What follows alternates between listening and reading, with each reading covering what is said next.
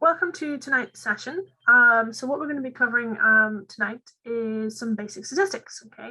So I think in the last session with myself, we talked about designing your study and, and all the things you kind of have to think about before you go ahead and collect that data and the different ways you can collect data. So what we're going to look at today is just some getting started with the statistics on your data, so just some basic statistics. We're going to look at some the first sort of things you'd be wanting to think about doing when you're starting to do your data analysis. So thinking about measures of central tendency and dispersion. And then we're going to look a wee bit about rates and ratios, which would be very, very common in things like randomized controlled trials. And then I'm going to round off with talking about a wee bit of statistical significance, so confidence intervals and p-values. So just a quick recap, because there's a few terminology that I'm going to be using throughout the session, and I just want to make sure that everyone's sort of familiar with it. So when I'm talking about a population, okay, so if I use the word population, statistically that is an important word. So it means the entire group of individuals, okay.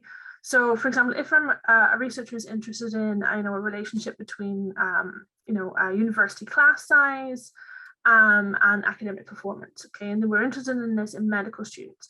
So I would have to define the population. Do I mean, my specific university's medical students? Do I mean the UK medical students? Do I mean global medical students? So the population will determine, what my question is determined by what my question is about. So in this situation, the independent variable will be class size, and I'm looking how that influences the dependent variable, which is academic performance in this population. Okay, so the population is basically the entire group of individuals for which my question is relevant to. And then from that, then you take a sample, okay? And the reason for this is that populations are usually so large that, you couldn't possibly examine the entire group. And we talked a little bit about this before, but just to recap. So a sample is selected in order to represent that population in your study. And then the goal then is to use the results from this sample to then answer questions about the original population, okay? And something that we'll get to towards the end of the session about confidence intervals is that the larger the sample, the more accurate it will represent that population, more accurate of a representation you will have collected. So large samples are always everybody's best friend. It's not always possible, but you want to try and get the biggest sample you can. So I've briefly touched on variables, okay? And when you're thinking about data analysis, the type of variable you have is very, very important, okay? So when I'm talking about a variable, so a variable specifically is a characteristic or a condition that can change depending, it can take different values. So height, you can have a range of heights. Gender, you can have, multiple different types of genders, or age, so a variable is something that isn't the same for everybody, because, if it was the same for everybody, it wouldn't be worth looking at because it won't have the same kind of, a value. So a variable is a characteristic that can change. And it's usually the starting point for most research, so research will think about a question, or a relationship, about two variables. How does this variable influence that? How does this variable associated with another variable? And you have your independent variables. So these are the ones that are observed or manipulated by the study. These are the ones that you're looking at to see, do they affect another variable? And then the dependent variable is the one that is affected. So it's the one that is affected. So it's the change you're interested in based off of what happened with the independent variable. Okay, so some more people coming in. So when it comes to types of data and variables, okay, you can, and this isn't my picture, so if you're more interested, there's a really great blog on types of data. So I'll put the link down at the bottom here. But generally, data can be classified into two different types. You can have quantitative variables or qualitative variables, okay? So quantitative ones can then further be broken down into discrete or continuous. So discrete variables are whole numbers, okay? So the number of children a person has. You can't have 2.5 children. You can have 1, 2, 3. It has to be a whole number. Whereas continuous numbers would be things like height or weight, things that can be broken down into smaller measurements. And then within that, you have interval. So things like, time or temperature, where, 0 doesn't really have much of a meaning, And then you have ratio, where 0 has a meaning. It means the absence of it. Okay, so height and weight, zero height means there is no height. Whereas qualitative variables, they are usually represented by numbers in your data set, but the numbers have no meaning. Okay, so in your data set, you might code, blue eyes as a 1, and brown eyes as a 2, and green eyes as a 3. The numbers have no meaning. They just help you to distinguish between the different types of eye color. And most statistical softwares much prefer working with numbers rather than letters. And so this is so you might have numbers representing it in the data, but they just have no meaning. And there's a difference here between nominal and ordinal. So nominal would be, as I say, eye color, hair color, gender, where no particular group is any more or less than another group.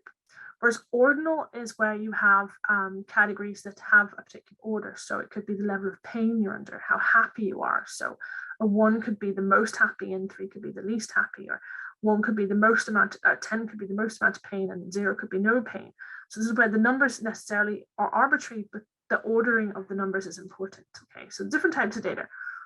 And the reason I'm explaining this a bit in a bit of detail is the type of data you have absolutely determines the type of statistics you can do with it. Okay, and this is what we're going to cover a wee bit in this session. So when you have a large collection of data, you can't really appreciate it just by looking at it. If you had a pile of surveys, you wouldn't want to flick through 100 printout papers. You're not going to get an idea of the data. You need to statistically analyze it. And two of the quickest ways of doing that is to use summary or descriptive statistics. Okay, so looking at central tendency and looking at dispersion. So the first two things that most people do. And again, I'm going to explain that when you have qualitative data, it's not quite as easy to do versus quantitative data of these things, but there are ways of looking at those data anyway. So focusing on central tendency, there are 3 main ways of doing central tendency. Okay, and you've probably heard of these. A lot of people do these in their in their secondary schools, GCSEs. So you'll have come across these before, I'm sure of. So the first one then would be the mean. Okay, this is the one that most people go to straight away. And the mean would just basically be where you have all of the numbers in your variable, you add them all up, and then you divide by the number of numbers that you have. Okay, so if I was measuring the height of people, I would measure everybody's height and then divide by the number of people I have. The median is slightly different. The median is basically where you take all of the numbers that you have and you order them from smallest to largest, and then you pick the one in the middle. Okay. And then the mode is easier still, where you just put all your numbers and you see which number do I have the most times, so which is the most frequent number I have. Okay, so thinking about if you're looking at the number of children, so what is the most common number of children that people have, and then that would be your mode. And I have this diagram on the right hand side just to demonstrate that if my data shape looked like this, this would be around where the mode is, so it would be the highest frequency of values that I have. The median would be, if I was to line all my numbers up, the one in the middle, and then my mean would be slightly higher. So this is a skewed distribution. And you can see that not all of the measures of central tendency are exactly the same. Okay, so which method you use will depend on the type of data that you have. Okay, so thinking about the data description. So if we remember back to when I was talking about nominal data. So if you have an unordered set of categories, then that doesn't tell you an awful lot other than are 2 individuals different? So if I have a male and a female, I know they're different, but it wouldn't really make sense to say what's the average gender, in terms of, adding up, 1s and 2, 1s for females, 2s for males, and saying, okay, well, the average gender is 1.2. It doesn't make sense. So for something like that, you would want to use the mode. Okay, so you would look at all your data and say, do I have more females or more males, which is the most common gender in my data set, or hair color, or so for things like nominal where there's no real order importance, you would use the mode. Now ordinal can be a bit more tricky. So when you have things like pain threshold, mild, moderate, and severe. Now I would recommend that you use the mode again for this, because the order will tell you the difference, but it's fairly arbitrary, the choices. You will see, now this is a big warning sign here, you will see a lot of qualitative papers that will take things like a Likert scale. Do you strongly agree, disagree, strongly disagree, and they will convert those into 1, 2, 3, 4, 5, and then they'll calculate a mean off of that, and they'll say, okay, well, based off my Likert scale, the average agreement is 1.5, which isn't strictly correct because you shouldn't really do that, but you will actually come across an awful lot of people that do that in papers. I would strongly recommend you use the mode, okay, but people do these things. People tend to do weird and wonderful things with statistics at their whim, but theoretically you should probably just use the mode because the categories are arbitrary. The choices of 1 to 5 or 0 to 4 or 7 to 10 are whatever you want them to be. Okay, the numbers have no meaning. Okay. So if you have qualitative data, the best thing to do probably is graph it. Have your different categories and look at the frequency of each of these categories. You can do a graph like this, and this is my 4 different categories.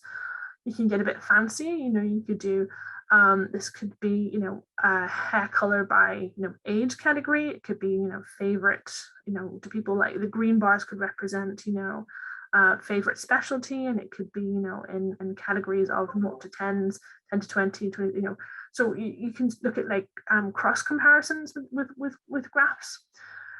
You can do stacked bar charts, okay? So you can look at for each category, do they like this one or this one, this one or this one? So there's lots of things you can do with qualitative data that don't necessarily involve, calculating a mean. You can get even a bit more fancy. So this is a new trend of visualizing, this is the infographic ways of doing it. So this is my population, and the blue ones represent the number of people that like sports and on TV, and then the green ones represent the number of people that like, horror films and so on and so on. So you can show things proportionately as well, which is quite nice. So there, we're not completely writing off ordinal data or nominal data, but going through statistics isn't when it isn't possible. You can go graphically and do other things with that type of data. The one thing I would say is absolutely avoid pie charts. Okay, so I'm not even going to put a sensible pie chart up here because they are the graph that I loathe the most. Pie charts are very misleading, and particularly 3D pie charts. And 3D bar charts are just as bad, but 3D pie charts are horrific. They are misleading because it's very hard to understand, is this slice of the pie larger or smaller than this slice without the percentages. They are just generally a terrible way to present data. So always stick with the bar chart for qualitative data. Never, ever use a pie chart if you can help it. Okay, they're terrible, terrible charts, very misleading charts. And that's as much as I'm going to say on that because they are terrible. So thinking about quantitative data now, okay, so now we have discrete data. So number of children in a family, data that has to be whole numbers. You can use the mode, you can use the median or the mean, okay? Now that does come with a caveat that the mean is usually used for data that is normally distributed, okay?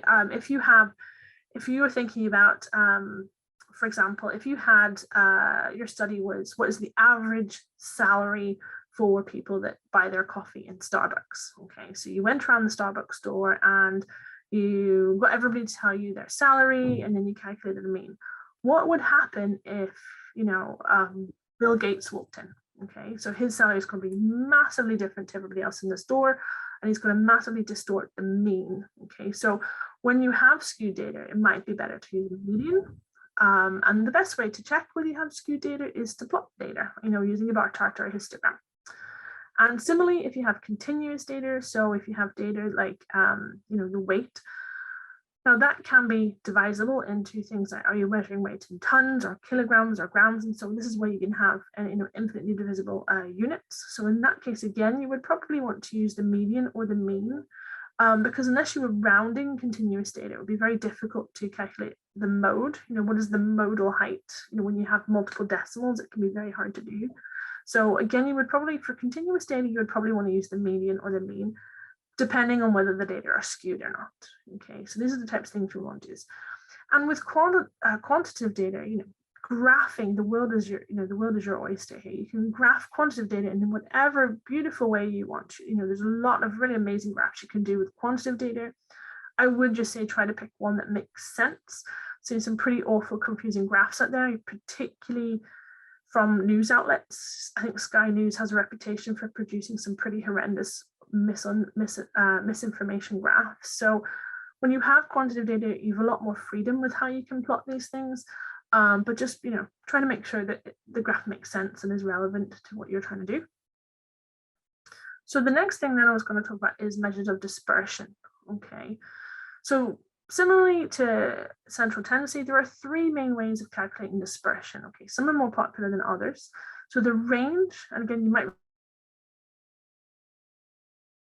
remember this from school, is where you calculate what is the lowest value in my data, what is the highest value in my data, and then what is the difference between these two numbers. And it gives you a really crude way of looking at the spread of observations from the highest to lowest. Okay, so the mean is going to be somewhere in the middle there. The interquartile range can be a lot more accurate because it doesn't include those extremes. Okay, so thinking about my Starbucks coffee example, the interquartile range would not include the likes of Bill Gates' salary. It would just be from the 25th percentile and the 75th percentile. Okay, so it captures that middle 50%, which tends to exclude any kind of extreme values, which people tend to prefer the interquartile range for that. Not as possible if maybe you have a small data set. If you've only got 10 observations, it might be maybe more sense to use the range.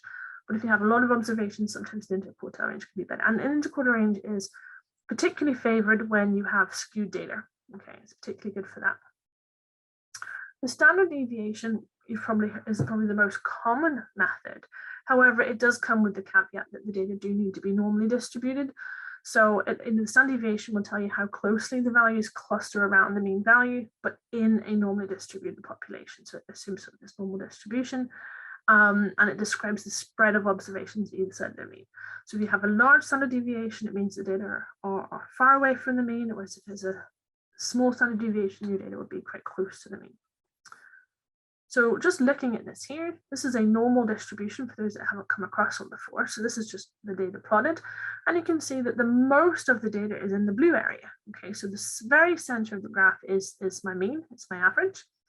And then you can see that within one standard deviation of the mean, so if I go the mean plus a standard deviation, the mean minus standard deviation, that would be about 68% of my data. Okay. And if I go two standard deviations, which is the blue area plus the red area, you can see that 95% of the data are within those two areas. Okay. And then if you want to go with three standard deviations, you're going to get about 99.7% of the data. And we're going to come towards the end of the session to confidence intervals and p-values. So I just want to make a private note of this 95% here. So strictly speaking, it's not two standard deviations, it's 1.96, but more often than not, you'll see it rounded to 2 in textbooks and websites. So they'll round it to 2. Strictly speaking, it's 1.96 because you can see two standard deviations equates to 95.4. Okay. So the reason I'm highlighting this is later on when we come to calculate confidence intervals, we'll be using 1.96, okay, rather than 2. Okay, so the idea is that 95% of my data falls in this range, and so I'm pretty sure that the mean's going to be in there somewhere, which is what we're going to come on to at the end. And one of the other things to notice about the normal distribution is that the mean is equal to the median, and which is also equal to the mode. So all three of those measures of central tendency fall right in the middle of the distribution because it's a symmetrical distribution. Okay, so strictly speaking, it wouldn't matter which one you calculated for the normal distribution, but people do tend to prefer calculating the mean. It's just sort of standard practice for a normal distribution. Okay, so the last point in this section is about the standard error of the mean. Okay. And standard error is probably not a term that you would have come across very often, but it is used quite a lot in statistical calculations. Okay, so the idea behind the standard error is that if you were to take several different samples from a population, okay, so sampling with repeat. So I'm going to collect 100 people from my sample. I'm going to calculate the mean. I'm going to put them back, and I'm going to randomly pick another 100 people. So some of them might be the same people, some of them might be different people. So I'm going to pick another 100 people, and I'm going to put them back, and I'm going to repeat this process. Every time I take a sample, I'm going to calculate a mean, okay? But they won't always be the same. So every different sample is going to have a different mean, okay? And when you take the standard deviation of those means, okay, that is called the standard error, okay? So the standard deviation of the different means of the different samples of the population is called the standard error of the mean, Okay, and what this tells you is the precision of the sample mean as an estimate of the overall population mean. Okay, so if every time you take a mean, every time you take a sample and you take that mean, the means are very, very close together, that means that those means are going to be very good, representations of the population mean. But if every time you take a sample, the means are like wildly different, then that would give you a huge standard error, and it would say precision is not probably very good when you're taking samples of the population mean. So the standard deviation shows how individuals within your sample differ from the mean of the sample, whereas the standard error is an indication of how far the mean of your sample is likely to be from the actual population mean. So they're slightly different concepts, but you might see them in journals together. So the third section then we're going to cover is on rates and ratios. So it's a slightly different type of analysis here, okay? So thinking about a randomized control trial, which we covered a little bit in the last session. So if you have the results of two parallel group trials, okay, so you've got two groups of two treatments, and we're going to call them A and B, okay, and the outcome is failure or success. It could be recovered, didn't recover, died, survived. So this is their outcome.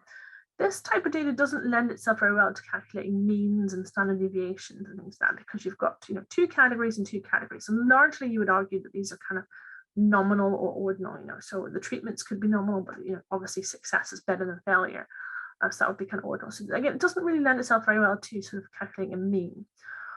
So we can do other things with trial data. Okay, so we can see here, so I've got my treatment A, and little a failed on that treatment and C succeeded on that treatment. On treatment B, we had B failures and D successes, and the total number of people that were treated with A is A plus C, and the total number of people that were treated with B is D plus B. Okay, so this is our RCT. If we had a cohort study, the data looks pretty similar. Okay, it's near enough identical. So the structure of the inner cohort study is really similar.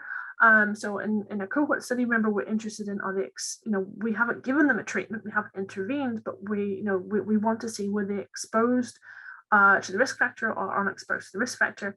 And then again, we want the outcome. Did they get the disease or not get the disease? Okay, so the data looks near enough identical from a statistical point of view for a cohort study as it does for a randomized control trial. And when you have these types of data, you would use a risk ratio. Okay, so this is what you would calculate. So I don't know if any of you guys have heard of that term before. So does the risk of the disease in the exposed group relative to the risk of the disease in the unexposed group? Okay, so sometimes it's called a risk ratio, sometimes it's called a relative risk. I like to put both on the slides because some papers call it one or the other, and like everything, it's easier if you know all the different versions of the term. So thinking about treatment A, okay, so remember our graph, we had the risk of failure in treatment A was A divided by the total number of people that were exposed, okay?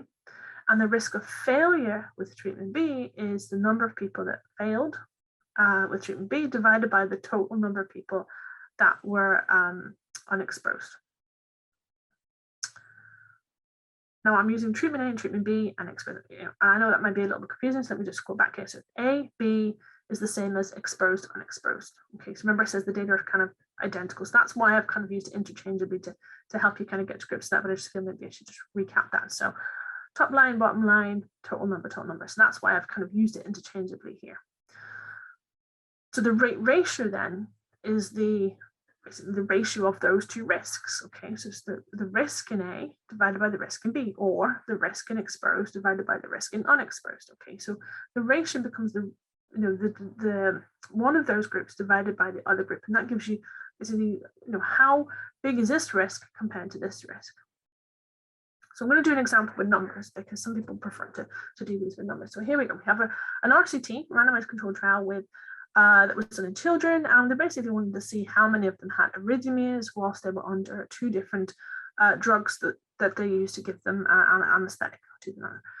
So there were 50 children, okay, and they were given drug H, and out of those 50 children, 24 had arrhythmias, okay, and then the other treatment, drug S, 12 had arrhythmias out of 100 children that were given the drug. Okay, so what we can do is the first thing you want to do is take that and put it into a table so we can understand it a wee bit better. So we had 50 children and 24 had arrhythmias. So we can add that in. So drug H, there were 50 children in total, 24 had arrhythmias and 26 didn't. Okay, so then we take the next bit of information and we add that in our table too. So we have drug S, 100 children, 12 had arrhythmias, which would mean that 88 didn't. And if you want to, you can add the totals at the bottom. So that's a nice wee table to put in your results of your report. And then what you can do with that, I'm just going to move it up the top here, is we can do some analysis here. So the first thing you want to calculate is, okay, what was the risk of arrhythmia with the first drug? Okay, so 24 out of 50 gives us a 48% risk. So just under half of them had arrhythmia.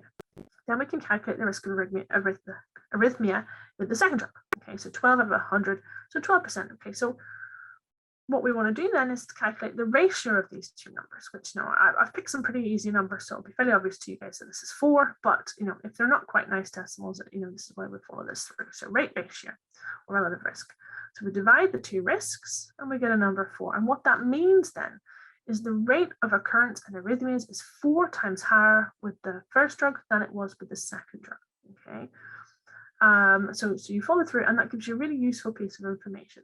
And when you're using statistical software to do this, you can calculate, you know, confidence intervals and p-values for these things. But we're just doing some basics right now to get our heads around what these represent.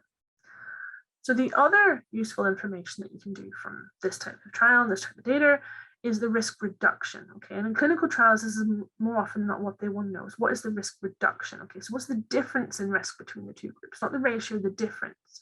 So you take the risk in one group and you subtract the risk in the other group. Now, in all of my examples, I'm doing them, you know, this particular round, but I should say that it's a fairly arbitrary choice.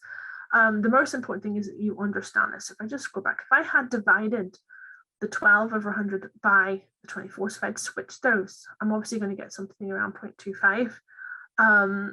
And so what that would tell me is the rate of occurrence is 0.25 times drug S to drug H. The most important thing is whichever way you divide the two numbers, you make sure the interpretation is the right way around. Okay, so similar to this, I'm doing the risk in the second treatment minus the risk in the first treatment. I could do that the other way around as long as I interpreted it correctly. And then when you have the risk reduction, what you can do is you can take the reciprocal of that, and that will tell you the number needed to treat. Okay, so it's basically the number of patients who need to be treated to prevent one endpoint. Okay, so one death or one arrhythmia in this case. So the example here is that if you had a placebo-controlled trial of antihypertensive drug, it could be the number of patients who have to be treated with this drug to prevent one stroke. Okay, so it's the number needed to treat. And it is really useful in balancing the costs and benefits of treatment, because they will look at how many people need to be treated, and then they'll look at, well, how much does the treatment cost? And this is how they can use this information. So it's basically the reciprocal, so it's 1 divided by the risk reduction, and remember the risk reduction is just subtracting the two risks. So let's do an example. So I have my arrhythmia data here, okay? So the risk reduction by using drug S rather than H is going to be the risk for drug H minus the risk for drug S, and that's 36%, okay? So the number needed to treat then is going to be 1 divided by that. So 1 over 0.36 gives me 3. So what that tells me is then that I need to treat 3 patients with drug S rather than drug H to prevent 1 arrhythmia. Okay, so for every 3 patients, it prevents 1 arrhythmia. And then what you would look at is, okay, well, what's the cost of drug S? Okay, it's pretty depressing that, you know, medical treatment comes down to cost, but there you go. So the last one I'm going to cover in this session then is the odds ratio. Okay, so there's another useful thing we can do with this kind of 2x2 table. So the odds ratio is basically the odds on disease in the exposed group relative to the odds on disease in the unexposed. So it's very, very similar to the risk ratio, but instead of calculating risks, we're calculating odds. Okay, so it's also referred to as the cross product. Okay, because the reason that we do this, and I'll show you it, is that the formula will cross these two values. Okay, so the odds on failure in the treatment group A relative to the odds on failure in treatment group B. So what we do is we calculate the odds in treatment A. So the odds is A divided by C. So remember, the risk was A divided by the total. The odds is A divided by C. Okay, so it doesn't include the total at this point. And the risk, so the odds in B is the failure divided by the successes rather than the failure divided by the total number of people. So you calculate the individual odds. And the reason it's called the cross product is because that division mathematically is equivalent to A times D divided by B times C. So, this is why it's called the cross product. So there's a nice arithmetic feature. So, as I mentioned, that's the last thing the last bit on the 2x2 table I'm going to kind of cover. But there is a more sophisticated method, because what you'll notice in all of these methods that I've used so far, none of them have used any kind of covariance, right? They've only looked at the treatment, the outcome. And as you will know, that treatment and outcome isn't just the be all and end all. It will depend on the outcome will depend on, okay, well, what age were the patients? Were the patients on any other medications? Did the patients have any other comorbidities? What was going on? Other things happened. So the best way really to do it is logistic regression. Okay, so most of the odds ratio and the rate ratios are kind of a starting point. What you would want to use is covariate information, and to do that, you would do logistic regression analysis. We may do maybe next week come into. But yeah, we're not covering it in this session. But just to let you know, if you want to use covariate information, it's possible to do that. So for a case control study, which we mentioned last time, remember, we know exactly how many people have the disease, and we know exactly how many people were control groups, okay? And then we look back to see were they exposed or unexposed. Okay, so the table looks superficially the same as an RCT in a cohort, but it's not the same, because in an RCT in a cohort, we have our predetermined totals of the rows, whereas in a case control study, we have our predetermined totals of the columns, okay? And that matters. Okay? It matters because we cannot calculate the odds on the disease because you already know how many people have the disease. It doesn't really make sense because you've predetermined how many people have the disease. So the individual odds of getting the disease, it doesn't make, it is going to be whatever way you determine the ratio of people having the disease in your study. But what you can do is the ratio, the odds ratio. Okay, so it's the only thing you can do with the case control. You can't do risk ratios or differences because you've predetermined the risk. You've predetermined how many people have the disease. So the only thing you can really do with the case control is the odds ratio. So that's the example that we're going to go through here. So I have this study here, and basically we're looking at dental lesions in the mouth, and they've compared the characteristics by whether the people smoked or not. They want to know that they smoked or not. Okay, so they had 79 patients who had the disease and 79 controls, and they matched them by age. So cases were defined as patients that had at least one detectable lesion, and controls were patients who had no detectable lesions. And they were age and sex matched. Okay, so of the cases, 75% had a history of smoking. Okay, so we have our cases, right? So we know there's 79 in total, and 75% is 59. So 59 of them smoked. Okay, so we're filling the information down the column this time because we've predetermined how many people got the disease. And then of those that were the controls, we had 10 that were smoked. Okay, so we've predetermined the column. So you can see that the number that get the disease is what we've determined from the start. This is why we can't calculate odds, just the odds ratio. So filling in our data here. Okay, so the odds of smoking in the cases is 59 over 20. So you can see I'm going down the columns this time. The odds of smoking in the controls is 10 out of 69. Okay. And then because this is a case control study, the relative risk is estimated by the odds ratio. We wouldn't do it without doing the odds ratio. So you take the division of these two and you get 20. And what that tells us is then that smokers are 20.4 times as likely to have the disease as non-smokers. So if you smoke, you're 20 times as likely to have it. Now, if you're doing an RCT on odds ratio, it doesn't matter whether you go down the columns or along the rows. Okay, it doesn't really matter for calculating the odds. And the same for cohorts. It's just for case controls. It kind of matters. Right. So just to kind of summarize these. Okay. So I did mention this, so I'll just recap here. So the data in a cohort study is very similar to that of a randomized controlled trial, where you have exposure status on treatment being along the rows, and then you have the disease status and outcome as the columns. Okay, so that does mean that the same summary measures can be used. Okay, for a cohort study and randomized trial, it doesn't matter, you use the same kind of statistics. However, for a case control study, even though it looks superficially the same, it is different. Okay, so basically you have the samples of exposed and unexposed individuals are studied and followed for disease. Whereas in case control, you've predetermined that. Okay, so that means that the risk of disease can't be calculated from the case control. You just can only calculate the odds ratio. And just a note, with a little bit of arithmetic, you can show that the odds ratio from a case control is a very good approximate to the relative risk when the outcome is very, very rare, which is most of the times you would want to use a case control as if you're looking at a rare disease. So the last section, or the second to last section then that we're going to look at is confidence intervals.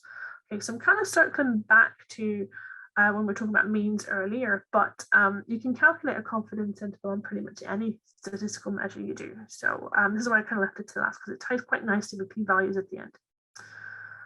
So a confidence interval is a way to indicate the probability that the estimate you've calculated for the population lies within a range of values. Okay, so remember where I was talking at the start is, if you want to calculate or estimate the mean for the population, which you would never be able to measure because you don't have the resources to measure everyone in the population, what you would do is calculate a confidence interval to say, I am 95% sure that the true mean for the population falls in this range of values. Okay, so that's what you're aiming to do with the confidence interval.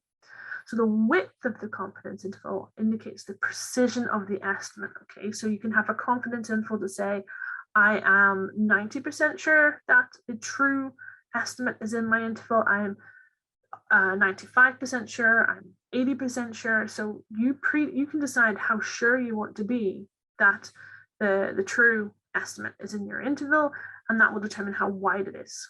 Okay. So when we say 95% confidence, and that tends to be the most common, people seem to really like saying 95%. So that tends to be the most common one that's quoted, similar with p-values. So we use a 5% p-value. It just seems to be a very, very popular way to do it. What we say is that we are 95% confident that the true population estimate lies within the interval. Okay, so we calculate an interval and we say, I'm 95% sure that the true population mean is somewhere between these two numbers, okay, based off of the sample I've collected. And the confidence limits, okay, the limits are the two numbers, okay, at the either end of the confidence interval. So the interval is all the numbers in the middle, and the limits are the two at the end. I'm going to do a couple of examples of this so you can see, okay. So if we wanted to calculate the mean weight and corresponding confidence interval for everyone in my medical school, so I work at Queen's University Belfast, so, and let's say there's about 1,300 people in my school. Okay, so that's my population. So my population is 1,300 undergraduate medical students. Okay, that's my whole population. I want to know what the mean weight of that population is. And I'm not going to go and measure 1,300 people. But if I did measure everyone, then I would know absolutely what the mean was for the population. If I went to the effort, I would know the true mean. If I measured every single person, I would have the true mean, but that is highly unlikely. So say I could only measure 1,200 people. I had a really large budget and I was able to weigh a whole bunch of people. So if I weighed 1,200 people, then I would be really confident that I had got something close to the true mean, okay? So whatever the true mean is of the 1,300, if I'd only measured 1,200, I'd be pretty confident that I'd have a mean that was pretty representative of my population, plus or minus a small amount, okay? If I only had a budget to sample 200 people, I wouldn't be as confident, okay? There's no way I would have got anything kind of super close to the true mean. I'll have a mean, but it's probably like that I'm a wee bit further away from the true mean by only sampling 200 people, okay? So what I'd be wanting to do in that situation is give a range of values that, I think the true mean is supposed to lie within, okay? And even worse, if I only had the budget for 30 people, I would be even less confident that I had captured the true mean. And so my range, if I was a betting person, I'd say, okay, well, I think the mean weight is between X and Y. That range would be even wider because, I've only got 30 people to base my values off. I want to show you how this works in practice.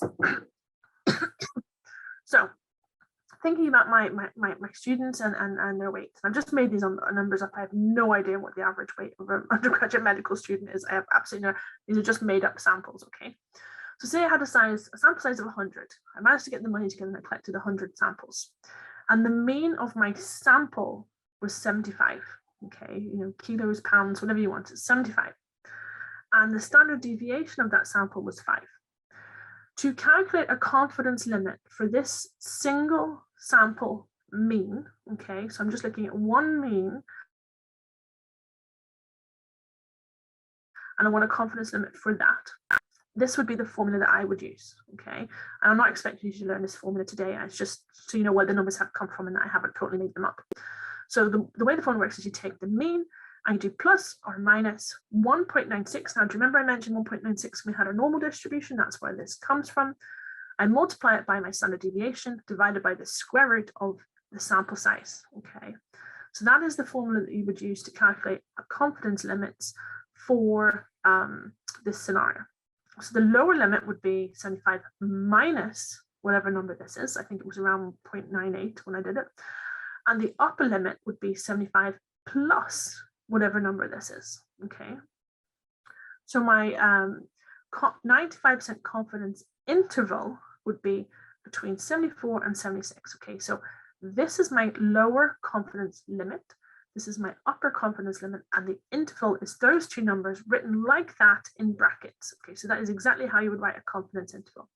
Now, if I wanted to be less sure, okay, I was like, okay, well, I don't need to be 95% confident. I only want to be 90% confident, okay?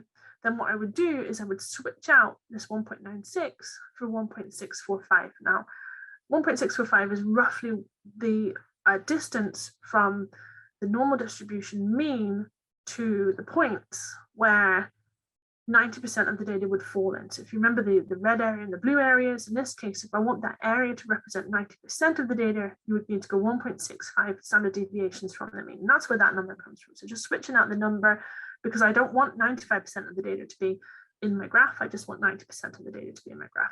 And you can see what that does is it makes the interval a little bit narrower, okay? It's because I don't want to be so sure, right? So the interval gets smaller because I don't need to be as confident.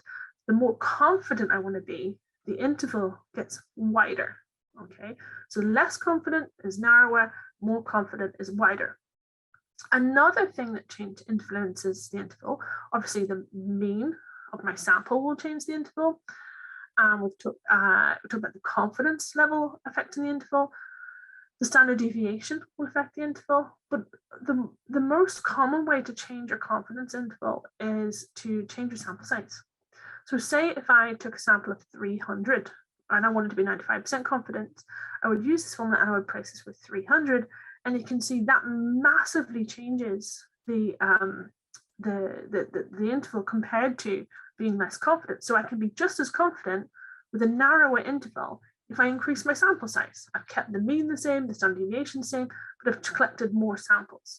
So you can see how all these different things impact the confidence interval. Okay, and so what this represents is I am 95% sure that the true population mean, the mean weight of my undergraduate medical students, which again, I've made these numbers up, the mean weight of my medical students is somewhere between 7.4 and 7.56, the true population mean based off of the sample of 100 students that I collected. Okay, that's what that confidence interval represents. Well, sorry, in this case, sample of 300. This would be my sample of 100. Okay, so I mentioned that there are lots and lots of different ways to calculate confidence intervals.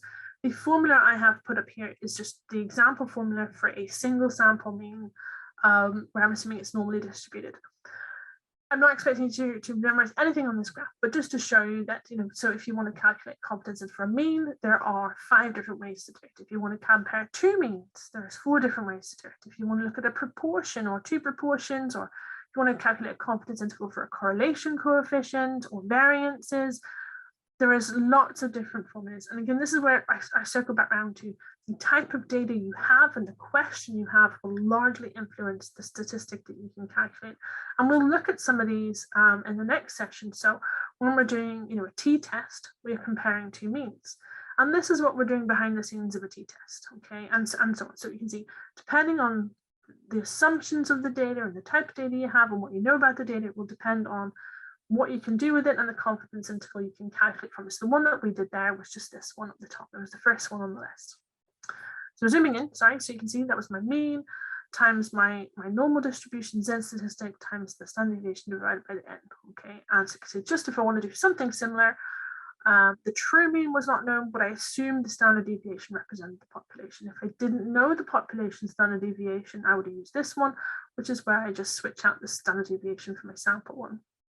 And so on and so on. So we're not going to get into the details of this too much, but just to let you know, there are many different ways to calculate confidence intervals depending on your situation. So the very last section I want to cover, for those guys that have persevered with me to the end here, is p-values. Okay, so this is probably, I could do an entire day talking about p-values, okay, but we're just going to briefly touch on them.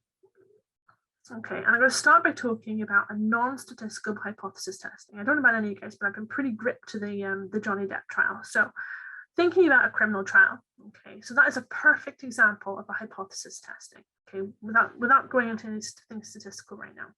So in a trial, the jury must decide between 2 hypotheses, okay? The null hypothesis, okay, that is basically that the defendant is innocent. The alternative hypothesis is that the defendant is guilty, okay? And it's up to the jury to decide which of these 2 they're going to go with. Are they going to say the defendant is innocent, or are they going to say he's guilty? Now, if you think about most trials, what the expression is that you are innocent until proven guilty, isn't it? We're always innocent until we're proven guilty. So the null hypothesis is always the starting point. We always assume the null hypothesis is true until we can prove otherwise, okay? Until we collect enough data or do our study to prove that the null hypothesis is not true. And that is how statistical hypothesis testing works, okay? Now, the jury doesn't know which hypothesis is true. They don't know. They always have to assume the defendant is innocent until proven guilty, but they must make a decision on the basis of the evidence. In this case, our evidence is the data we collect, okay? So if we apply some statistical terms, convicting the defendant, saying that they are guilty, is called rejecting the null hypothesis in favor of the alternative hypothesis. That is, the jury is saying there is enough evidence to reject the idea that the defendant is innocent. If the jury acquits, this is the equivalent statistically to saying there was not enough evidence to reject the null hypothesis, okay? Notice in this situation, the jury is not saying that the defendant is innocent. Okay, so this is where we deviate a little bit. So we are not saying the defendant is innocent, only that there's not enough evidence to reject the null hypothesis. Okay, so statistics, this is where it maybe differs from trials, is that we would never say that we accept the null hypothesis. Okay, we are always striving, we're not very good lawyers, are we? We're always striving to reject that null hypothesis. We're always striving to show that the person is guilty. We don't ever like to accept that they're innocent. Okay, so this is where we deviate a little bit.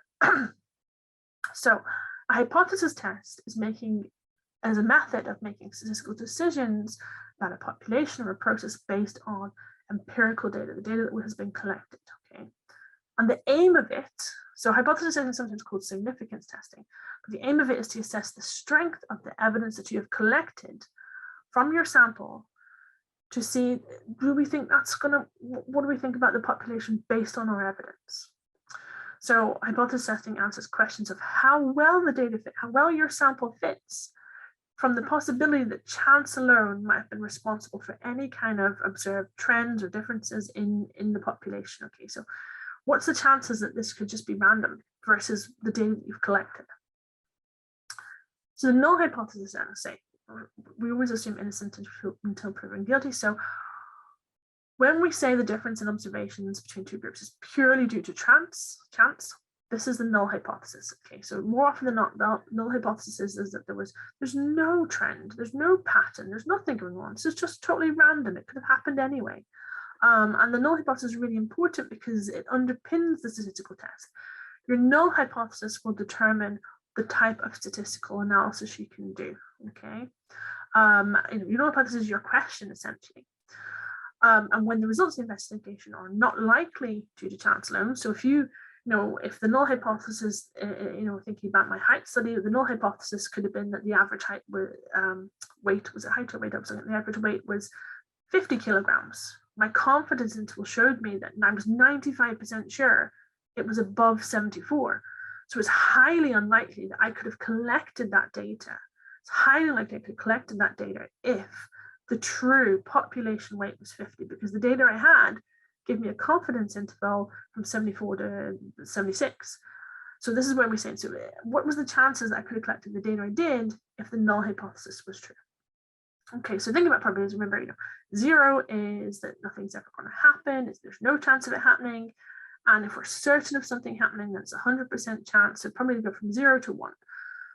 Or if you want to put them in percentages, 0% to 100%. Okay. So more often than not, when we're thinking about hypothesis testing, we use a threshold of 0.05. Okay, so somewhere between impossible and highly unlikely. Okay, so when we're comparing the data we've collected to the idea we have about the population, what we would say is, if the probability of us collecting that data is less than 0.05, and we've found this amazing result, then highly, highly unlikely that it could have happened by chance.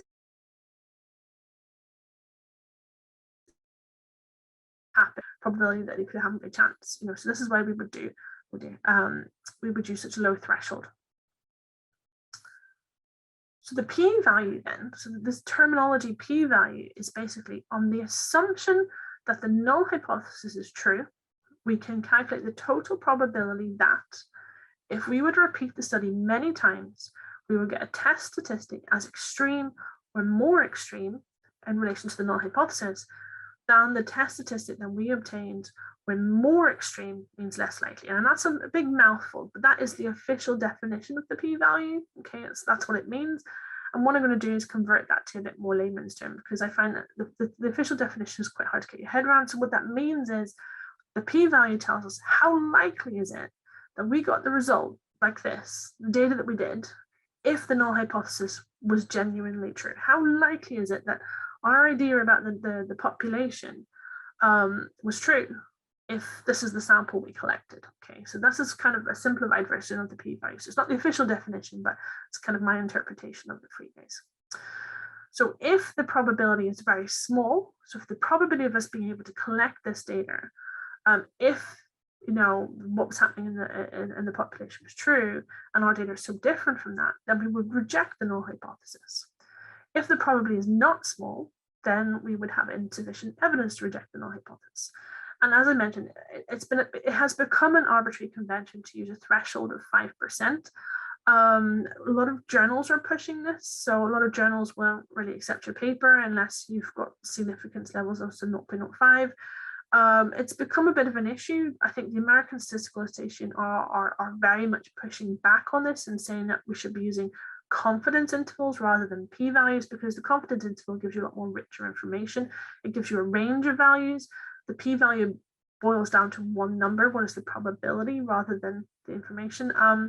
They do go hand in hand. If you have data that is significant, if your probability is very small, then the true estimate, the null hypothesis, will not fall in your confidence interval. So they go hand in hand, but as a confidence interval provides us a bit more richer information.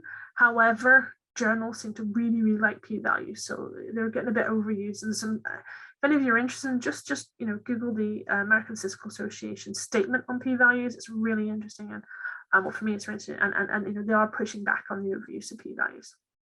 So sentences you might see in journals, if your p-value is less than 0.5, oh, it was a statistically significant result, we're going to reject the null hypothesis. There is evidence to suggest an association between the outcome and the variable, or there's evidence to suggest that there's a difference between two groups. So all of these nice things happen when you've got a low p-value.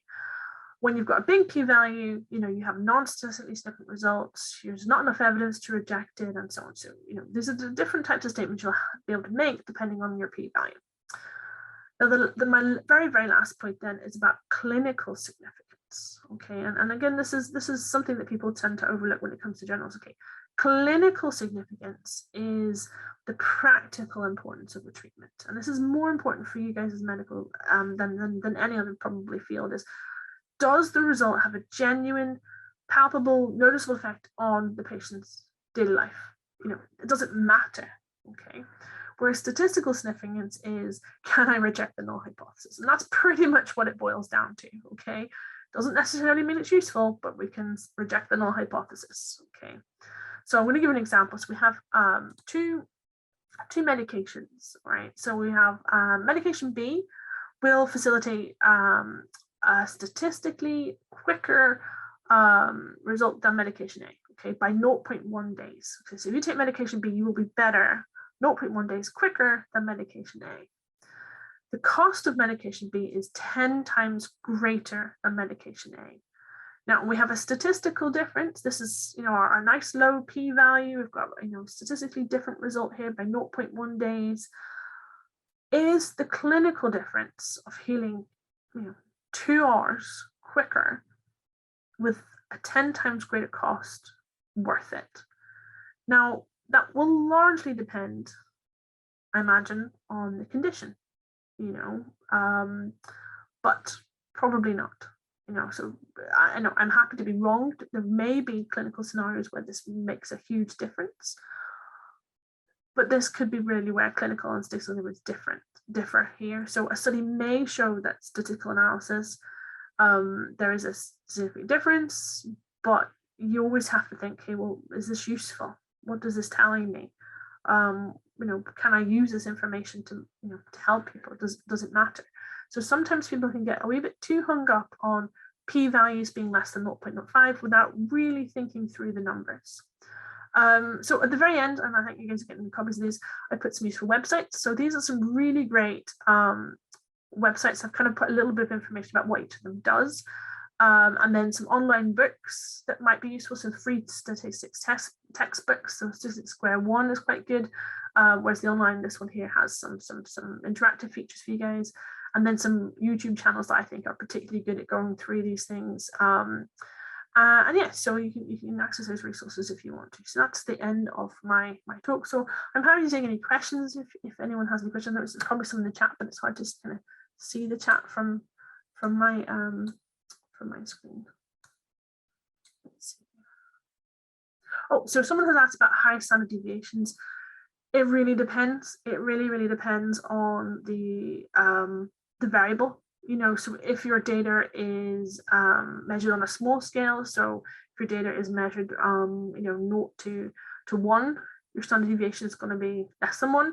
Whereas if you're measuring things like height, your standard deviation might be 5, 6, 10. So it's relative to your field. It's useful to compare standard deviations from the same variable and see, if I use a standard deviation in this way, or sorry, if I collect data in this way on height versus this way on height, how does the standard deviation vary? So it's kind of, it really does depend on what you're measuring. Sorry, I couldn't really be more clear. It's just whatever you're measuring. Yep. So the next question then is about a low standard error means that the means taken from samples are fixed. Yeah, exactly that. So if you have a very low standard error, it means that every sample you have took has a very similar mean. If your standard error is huge, it means that every sample you have took has very, very different means. So yeah, that's exactly right, Mariam. Very good. Oh yeah, so the next question is about high standard deviation again. So yeah, it just depends on, standard deviations tend to be used for comparing like repeated measures, or if 2 different people went out and measured the same thing, did one do it more accurately than another. So they're big standard deviation, you get a feel for the size of the standard deviation when you get into your area. So whatever your specialties, you'll get to know like what was a big measurement or what is a small measurement. It just depends on what you're measuring, really. So yeah, it's kind of hard to say, but that's why standard errors tend to be used more for those kind of things. Is there any other questions anyone maybe want to ask them out loud or instead of putting in the chat? Or is it okay?